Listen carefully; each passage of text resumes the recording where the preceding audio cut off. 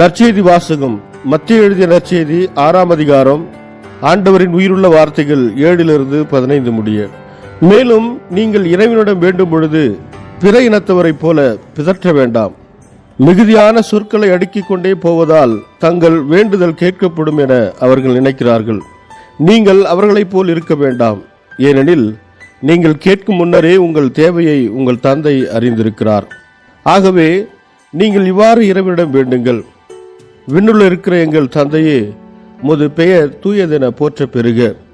உமது ஆட்சி வருக. உமது திருவுளம் விண்ணுலகில் நிறைவேறுவது போல மண்ணுலகிலும் நிறைவேறுக. இன்று தேவையான உணவை எங்களுக்கு தாரும். எங்களுக்கு எதிராக குற்றம் செய்தோரை நாங்கள் மன்னித்துள்ளது போல எங்கள் குற்றங்களை மன்னியும். எங்களை சோதனைக்கு உட்படுத்தாதையும், தீயோரிடமிருந்து எங்களை விடுவியும். ஆட்சியும் வல்லமையும் மாட்சியும் என்றென்றும் உமக்கே. ஆமேன்.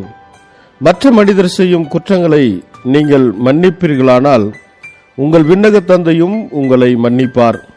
மற்ற மனிதரை நீங்கள் மன்னியாவிடில் உங்கள் தந்தையும் உங்கள் குற்றங்களை மன்னிக்க மாட்டார். இது கிறிஸ்து வழங்கும் நற்செய்தி. கிறிஸ்துவே உமக்கு புகழ். ಮತ್ತಾಯ ಅಧ್ಯಾಯ 6 ವಚನ 7-15 ನೀವು ಪ್ರಾರ್ಥಿಸುವಾಗ ದೇವರನ್ನು ತಿಳಿದಿಲ್ಲದ ಜನರಂತೆ ಪ್ರಾರ್ಥಿಸಬೇಡಿ. ಅವರು ಅರ್ಥವಿಲ್ಲದ ಸಂಗತಿಗಳನ್ನು ಹೇಳುತ್ತಲೇ ಇರುತ್ತಾರೆ. ಆ ರೀತಿ ಪ್ರಾರ್ಥಿಸಬೇಡಿ. ತಾವು ಅನೇಕ ವಿಷಯಗಳನ್ನು ಹೇಳುವುದರಿಂದ ದೇವರು ತಮ್ಮ ಪ್ರಾರ್ಥನೆಯನ್ನು ಕೇಳುತ್ತಾನೆಂಬುದು ಅವರ ಆಲೋಚನೆ. ನೀವು ಅವರಂತಾಗಬೇಡಿ. ನೀವು ಕೇಳುವುದಕ್ಕೆ ಮೊದಲೇ ನಿಮಗೆ ಏನೇನು ಬೇಕು ಎಂಬುದು ನಿಮ್ಮ ತಂದೆಗೆ ತಿಳಿದಿದೆ.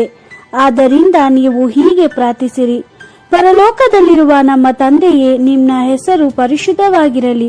ನಿನ್ನ ರಾಜ್ಯ ಬರಲಿ. ನಿನ್ನ ಚಿತ್ತ ಪರಲೋಕದಲ್ಲಿ ನೆರವೇರುವಂತೆ ಭೂಲೋಕದಲ್ಲಿಯೂ ನೆರವೇರಲಿ. ನಮ್ಮ ಅನುದಿನದ ಆಹಾರವನ್ನು ಈ ಹೊತ್ತು ನಮಗೆ ದಯಪಾಲಿಸು.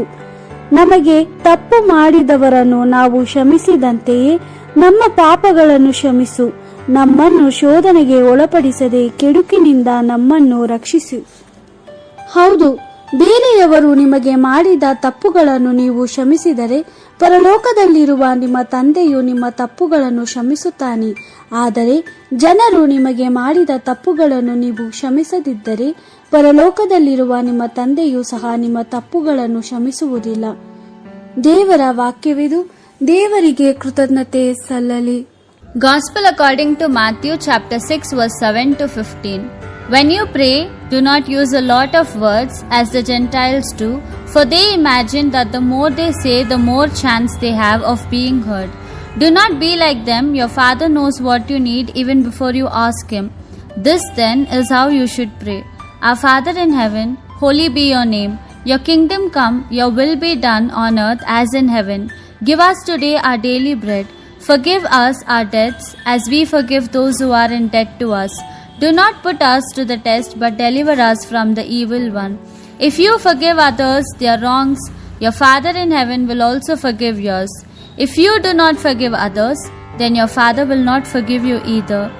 The Gospel of the Lord. Praise to you, Lord Jesus Christ.